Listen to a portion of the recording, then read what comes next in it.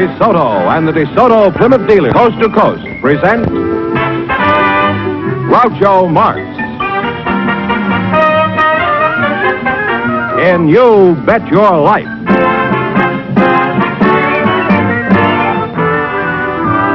Groucho sent me to see the new DeSoto. Groucho sent me, and I love to drive this car. It's long and low and roomy, you're so handsome you can see. It's powerful, and I'm so glad that Groucho sent me. Listen to him when you hear Groucho say, Go drive the new DeSoto at DeSoto Plymouth dealers today. And now, here he is, the one, the only... I thought he went out with the old year. Oh, that's me.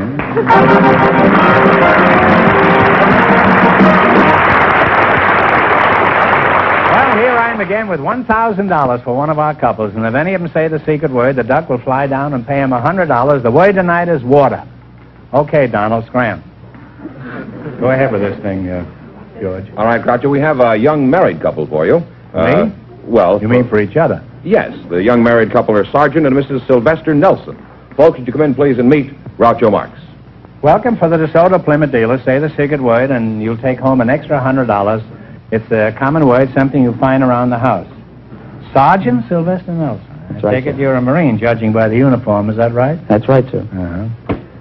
Sir, you don't have to say sir to me. Just call me Colonel, that's all. I'm kind of nutty anyhow. With a name like Sylvester, I'm sure you must be a fighting Marine, eh? Oh, I sure am. They call me Ski, though, Doctor. You do, huh? What do you do from the Marines? Play in the band? No, I'm a staff sergeant of machine gun platoon. Machine gun? In that case, sir, you can call me Groucho, eh? Now, Mrs. Nelson, that's you, huh? What is your first name? My first name is Colette. Colette, oh, French, eh? Parlez-vous français? Oui! Oh! By the way, est-ce que vous avez vu de jolies filles à Paris pendant votre tour? I can't. I'm going fishing in the morning. Whereabouts in France do you call home, Colette?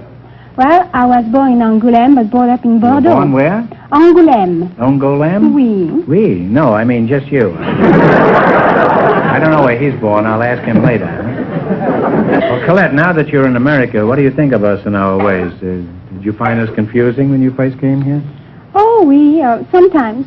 But I think my worst experience was on a train ride from New York to Wisconsin, Green Bay, Wisconsin. Where'd you go, to Green Bay? Oui. I was expecting my first baby, and I was traveling with Fifi, Who's Fifi? my French poodle. Wasn't Fifi a comfort to you on the train? Pulito saying no, she was pregnant too.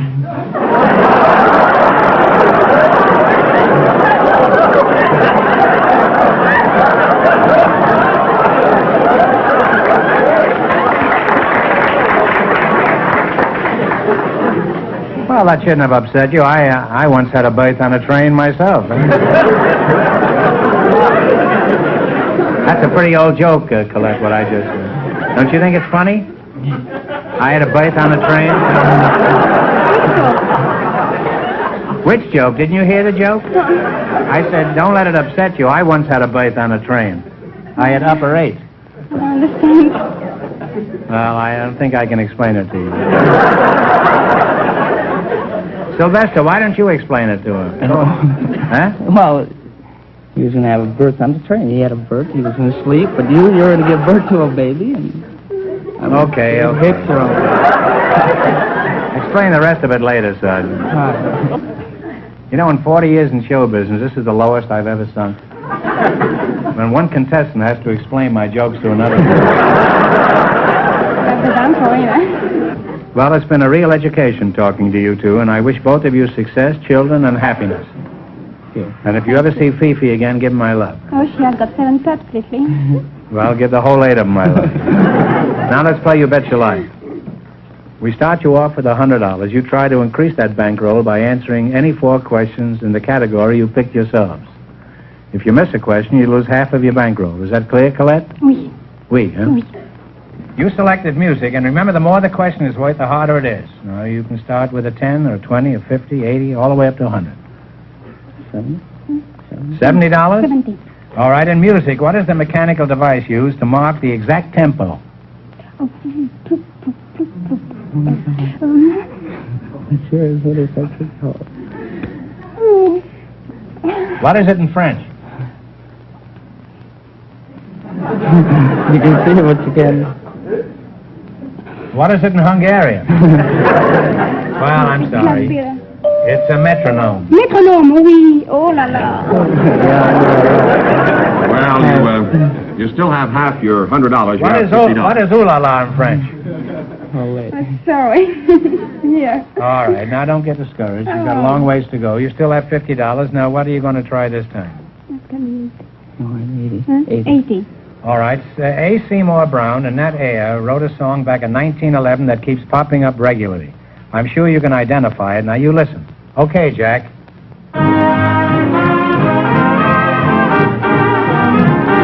Beautiful doll? Oh, you beautiful doll is right. That is right. Absolutely. Oh, yes. Oh, hi. You now have $130. Now, what do you want to try? How many francs? 90. According to the folk song, who wore sardine boxes minus topses in place of shoes? Oh la la. Oh, that's a hard one. According to the folk song, this is an old American song, and this is one of the lines in it. Who wore sardine boxes minus topses in place of shoes? Do you know, George? Yes, I think I do. Tell it to him. Clementine? My darling Clementine, that's right. You win $50, George. But unfortunately, you lost half your $130. You now have $65. All right, now here's your last chance to beat the other couples, and don't be discouraged. 100? That's the hard one. All right. There you go. Huh? The bigger the money, the harder the question, you know. Well, we're not- I don't want to alarm you. 100. Go ahead. 100. What was the first name of the great Austrian composer, Mozart? What was his first name? Oh, I should know it. I know I should know that. I'm stuck. Well, it's a ridiculous name. It's Wolfgang. Oh, I would have never guessed it. No. If you'd have thought of Errol Flynn, you'd have guessed it. Now, I'm Well, sorry. you wind up with $32.50. Thanks and good luck from the DeSoto Plymouth dealer. Sorry you didn't win more.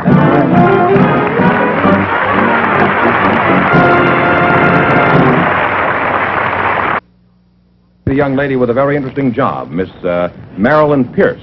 Her partner is a special guest, one of the best-known names in the world of golf, Mr. Jim Ferrier. Folks, would you come in, please, and meet Groucho Marx. Welcome to You Bet Your Life. Say the secret word and divide $100. It's a common word, something you find around the house. Jim Ferrier, eh? Put it there, Jim. Glad to meet you. I'll get around to you in a minute, Jim. You practice your backswing, and I'll practice my approach. Let's see, you're Marilyn Pierce? Where's your home originally, Marilyn? Newport, Rhode Island. Newport. Oh, that's a pretty swanky place. I was thrown out of a hotel there. Man. Did you have a job back in Newport? No, not Newport. I moved to Boston at an early age. Oh, Boston. And I was huh? a model there. A model? Mm-hmm. Well, are you still a model? No, not anymore. I found that it wasn't intellectually stimulating. Well, some of my best friends are models. You could still be a model and have intellectual satisfaction. You could be a cover girl for the National Geographic. Well, it wasn't much of a challenge. What sort of work do you do now, Marilyn? I'm a dog trainer. A dog trainer? Yes. And that gives you intellectual satisfaction? Oh, yes. Why is that? When a dog digs up a bone, does he tell you it comes from a dinosaur or something? No, but breaking the language barrier between a dog and a human being is really an accomplishment. Yes, it certainly is. After all, some human I beings... find it much simpler to kick them. Just four-legged dogs, are those the only ones you concentrate on? Yes. What about an old cocker spaniel? You wouldn't be... Let's talk about your work as a dog trainer. That sounds very interesting and most unusual for a young, attractive girl. Where do you train them? Well, I train dogs at their own homes. I go to the home and train the owner. You train the owner? Yes. What does he do? Get on his hands and knees and run around the room? No, not quite. I train the dog and show the owner how to manipulate the leash and the correct commands to give to the dog. You been standing here all this time? I'm listening. Isn't that funny? I didn't even know you were here. Never underestimate the power of the Philadelphia Bulletin. Where are you from originally, Jim? I came from Australia. Oh, down under, huh? The Antipodes, huh? Yes, I've been here 15 years. I came from Sydney originally. Is that so? Played professional golf here for 15 years. What are some of the important golf tournaments that you've won? I know you've won many of them. Well, I won the National PGA Championship in '47. I won the Canadian Open twice. I've won 5 Australian championships and quite a few of the big money events around the country. I now at Lakeside Club here in Hollywood. Oh, I see. Huh? And hope to have you over one day. Yeah. Well, do you ever play at Hillcrest? Oh, yes. Matter of fact, playing there next week. Oh, tournament? Huh? No, just a little friendly game. If you have a loose dollar or two. I have a loose dollar, but I haven't got a loose moment for them. I play golf, too, you know. What is your handicap, Jim? Well, as a pro, I don't have a handicap. Well, congratulations. How is it a tall, handsome man like you isn't married? Oh, I'm married. I have a wife. You just said you didn't have a handicap. Well, haven't you got the same handicap that 50 million other men have? Well, I don't consider my wife a handicap. No, you had a bad lie, Jim, but you recovered very nicely. Well, I'd like to go on talking to you two, but it's time to play You Bet Your Life. In the race for the $1,000, the first couple won $32.50, and the secret word is water. Now, you select the general information quiz, and remember, the more the question is worth, the harder it is. I think we better start a lead, you know, Steve. 80? Oh, that's kind of big. How about 50? 50?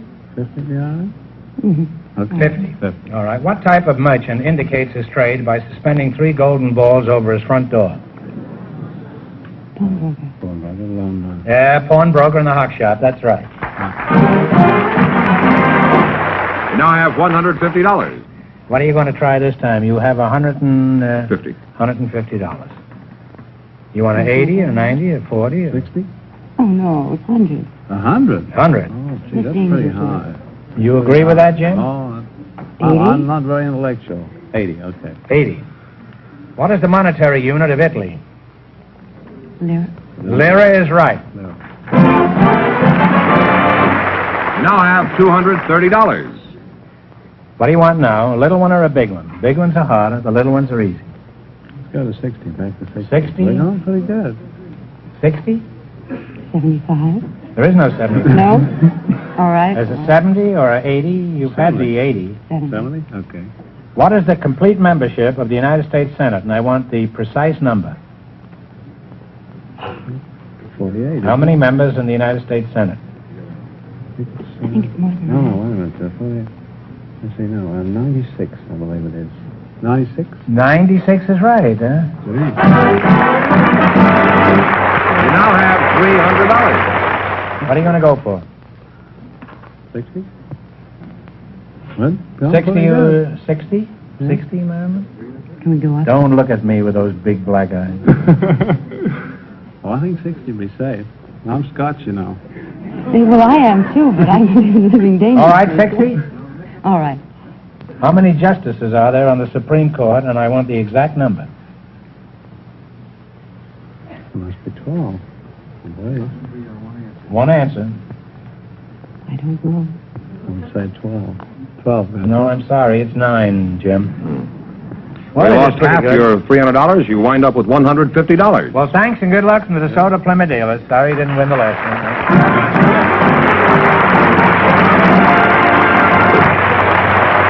Groucho, we invited some school teachers to the show tonight, and just before we went on the air, our studio audience selected Mrs. Evelyn Sorrells. Her partner, Mr. Floyd Humiston, has an unusual occupation.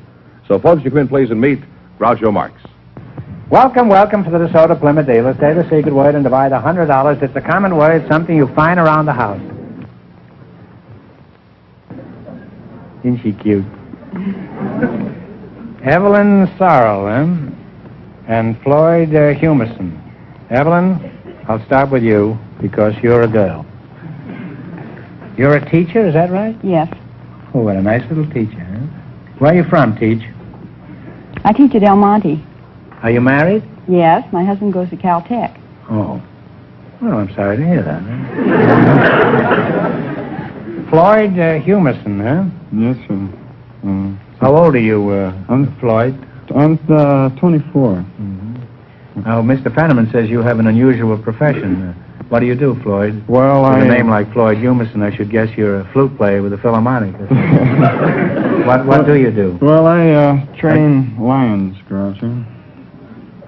What was that? I train lions. You mean the van and storage company? No, the kind that eat meat. How long you been doing this kind of work, Floyd? About half an hour? No. People say anything to get on this show. Trains lines. He probably sells pencil sharpeners or something.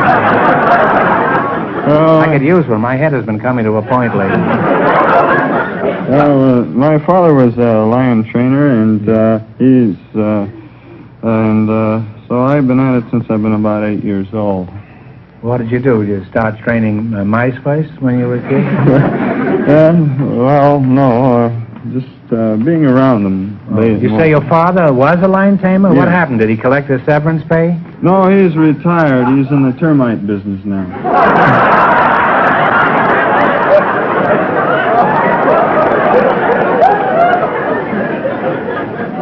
Termites. He must cut quite a picture crawling under a house with a whip, a chair, and a loaded revolver.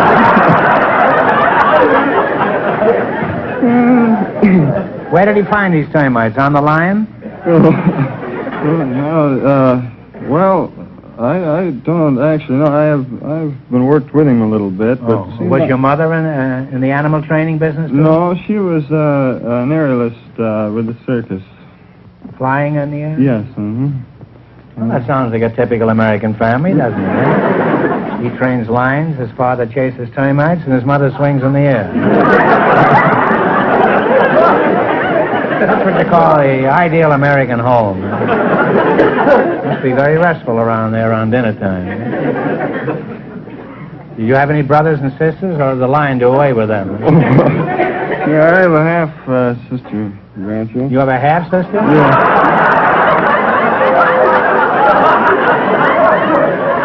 You mean you keep the lion in the house? I used to, yeah. Well, a half a sister's better than none, I guess. Which half you got, do you remember? Well, Floyd, Floyd, you chew on a hunk of raw meat for a minute while I engage this beautiful teacher here in repartee. How old are you, Evelyn? 24. 24. How long have you been teaching school? I'm starting on my second year. Really? Huh? Well, aren't the children distracted when you walk in the schoolroom? No, I teach girls. Oh. What do you teach these girls? I teach homemaking. Homemaking. What's that? Carpentry and things like that? No, among other things, it's cooking and sewing. You mean you're the one who teaches these modern girls how to cook, eh? You're a worse menace than Smog. Floyd, let's get back to your lions. Do you own any yourself?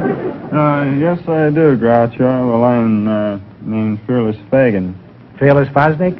No, Fearless Fagin. Where's Fearless Fagin now? Well, he's at home. I see. Is he pretty friendly around the house? Oh, yes, he's very friendly. He lives in the house, and he used to sleep in bed with me. What happened? No, my wife didn't like it.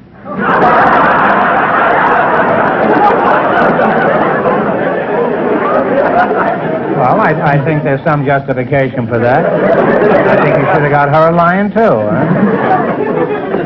Now, where do you keep Fearless Fosdick now? Well, I keep him up in Thousand Oaks, and that's we have a lot of animal compounds and one thing or another up there. And so you keep him in a tree, you say? No, in the house. You said in the Thousand Oaks. Oh, well, it has Thousand Oaks supposedly. Unless they might have cut one down. What a... Is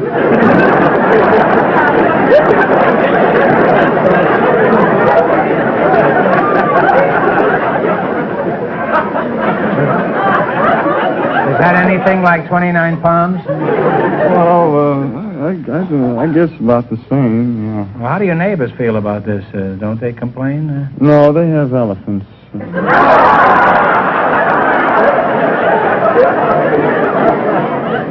Well, that I can understand. Having an elephant in the house is logical, but having a lion, that's ridiculous.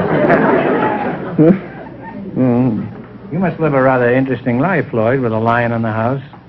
What do people say when they ring the doorbell and the lion answers? Oh, well, not too long ago, why, we have the Dutch doors in our house, you know, the kind that open up one at a time. And so... what do you mean, open up? Well, you know, it's kind of used to have in barns, you know, where they sawed them in half, you know, where the bottom part opens up and then the top part opens up. This is like your half-sister, huh? Well, anyway, so this Fuller Brushman, he came up to sell me some brushes, and so I was talking to him, and so Fagan stuck his head out over the door and top of the door, and so I still have the man's brushes and briefcase.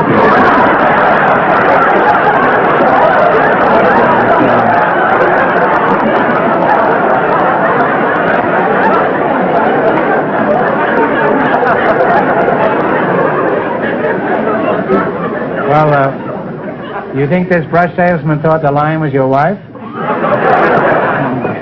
Isn't your wife afraid of Fagan? Oh, no, she's not afraid of me or Fagan or anybody else. I guess you have your wife pretty well trained by this time, huh? Oh, no. The women are the hardest things in the world to train. They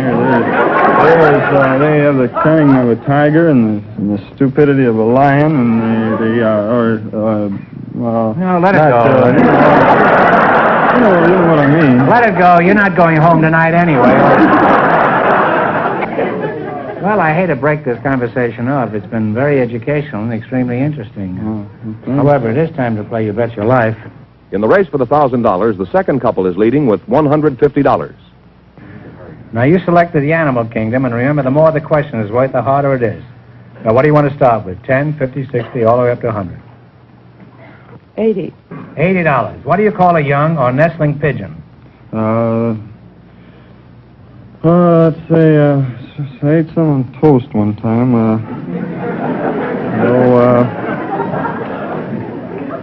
I hope they agreed with you. Squab. Squab is right, yes.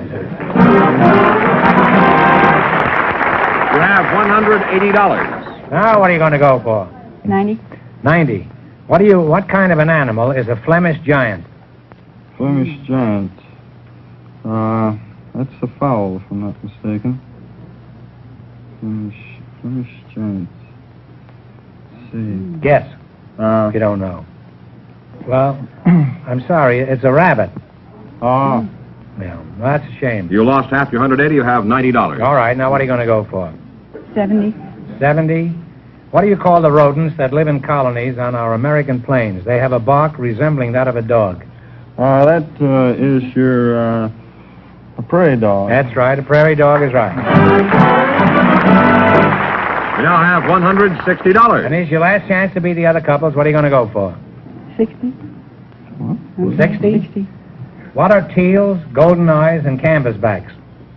Eels, goes and gather ducks. That's right, ducks is right. And you wind up with $220. Thanks, and good luck to the DeSoto Plymouth dealers. Thank you.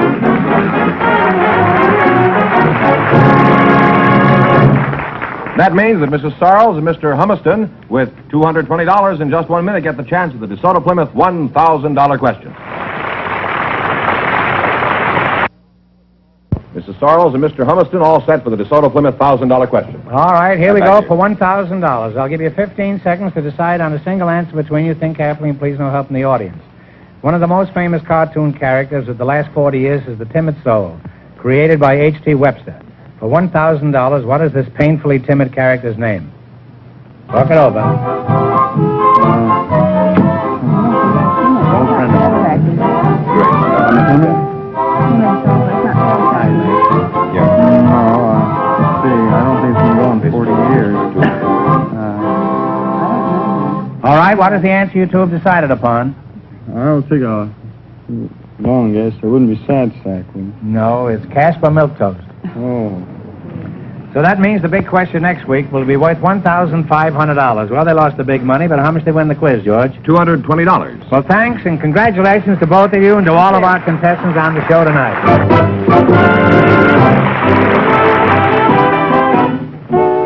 Friends, go in to see your DeSoto Plymouth dealer tomorrow. And when you do, tell them Groucho sent you.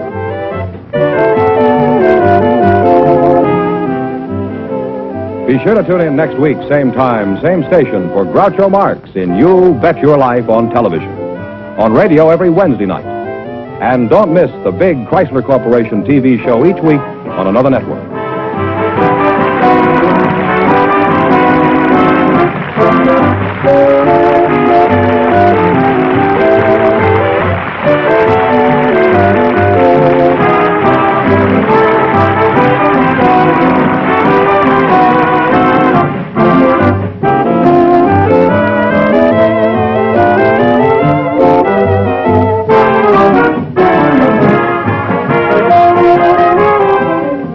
This is George Fenneman signing off with a message from the National Safety Council.